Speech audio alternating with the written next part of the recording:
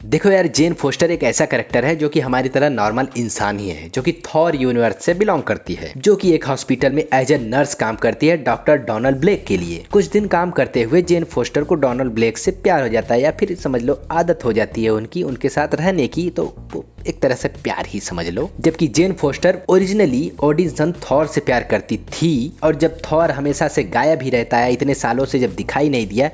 तो उसका दिल किसी और पर आ जाता है। तो जेन चाहती थी कि वो डोनाल्ड के साथ पूरी जिंदगी बिताऊं, बट जब उसको पता चलता है कि डॉक्टर डोनाल्ड ब्लेक कोई और नहीं बल्कि वो अनवर्दी थॉर ही है, जो कि ओडिन ने उसको पृथ्वी पर भेजा था उसकी गलती को सुधारने के लिए, उसको अपने पैरों पर खड़ा होने के लिए, मतलब कि अदब और तमीज सीखने के लिए। थॉर जेन से शादी करने के लिए तैयार तो हो जाता है, बट जेन का जो ससुरा होता है यानी कि ओडिन को ये शादी मंजूर नहीं होती कि थॉर एक इंसान से शादी नहीं करेगा, और एसगार्ड में घुसने से पहले जेन को ओडिन बाहर निकाल देते हैं, और जेन फिर से पृथ्वी पर आकर वही अपना रोजमर्रा का काम करने लगती है, और धीरे धीरे कुछ सालों में थॉर को भूल जाती है और जिंदगी में मूव ऑन कर लेती है, और किसी नए साथी के साथ डेट करने लगती है जिसका नाम डॉक्टर कीथ किनकेड होता है। वहीं दूसरी तरफ थॉर फिर से एसगार्ड में वही गुटरगुड लड़ाकू वाले विलियम जिसका नाम सिफ होता है से डेट करने लगता है मजबूरन, बट जेन को भुला नहीं पाता। शायद अगर जेन थॉर के साथ एसगार्ड चली जाती, एसगार्ड में रह जाती, काफी कुछ मिस हो जाता है जो कि आगे उसके साथ होने वाला था। तो जेन अपने हस्बैंड कीथ के साथ खुशी खुशी रहती है, और एक दिन उसकी जिंदगी में आ जाता है सन्नाटा। कीथ उसका हस्बैंड मर जाता है,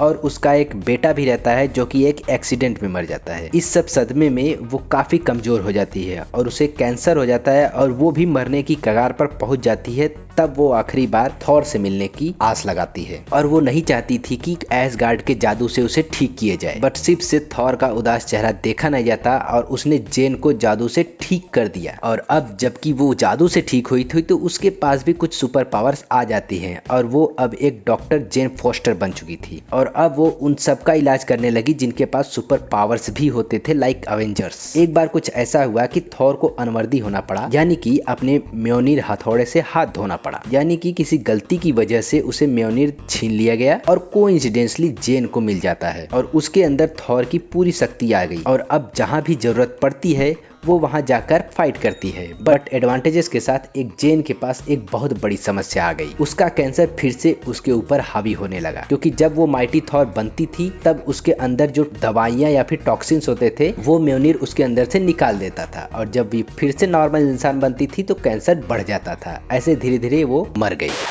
Are you freaking kidding me? Odin सबसे ये सब देखा नहीं गया, तो उसने वैल्किरी को भेजा और उससे एक्चुअल माइटी थॉर में चेंज कर दिया, जिससे जेन अब एक माइटी थॉर या फिर वैल्किरी भी बन गई, दोनों कह सकते हैं। अब पता हो गया ना कि माइटी थॉर कौन है और कहां से आई, और बाकी थॉर अनवर्दी क्यों हुआ ये किसी और वीडियो में हम डिस्कस कर लेंगे, क्योंकि ये अलग स्टोरी है। मार्वल के कॉमिक्स जितने डिटेल में लिखी गई है, स्टैनली और उसके को राइटर्स जो भी हैं, उतना मार्वल के मूवीज में दिखाने लगे तो शायद मूवीज कई कई घंटे की बन जाएगी, और सीरीज भी बनेगी, जो कि सीरीज वो लोग बना रहे हैं तो नॉर्मली बना रहे हैं, बाकी मूवीज को कट करके